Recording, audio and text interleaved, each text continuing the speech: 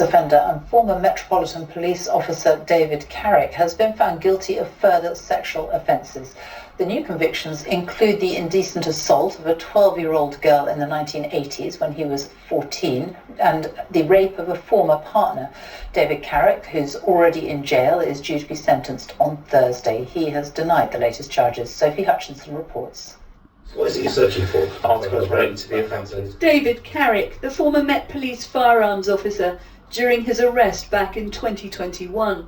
He's serving more than 30 years in prison as a serial rapist, but new convictions today appear to show he started offending decades earlier as a teenager. The jury at the Old Bailey heard that Carrick, who's now aged 50, repeatedly sexually abused a girl in the late 1980s when he was around 14.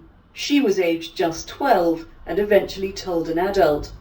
A key part of the evidence was a letter recovered from Carrick's medical records from the time and written by him saying, "The girl is not crazy, it was true, but I stopped about 4 months ago."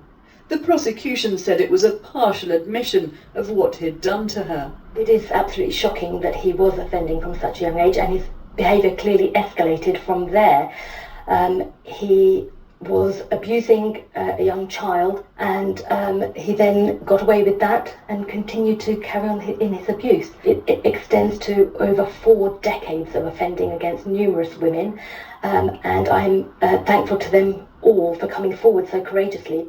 Prosecutors say the girl, now a woman, only felt safe enough to come forward after Carrick was imprisoned in 2023, and so did another woman whose identity is also protected.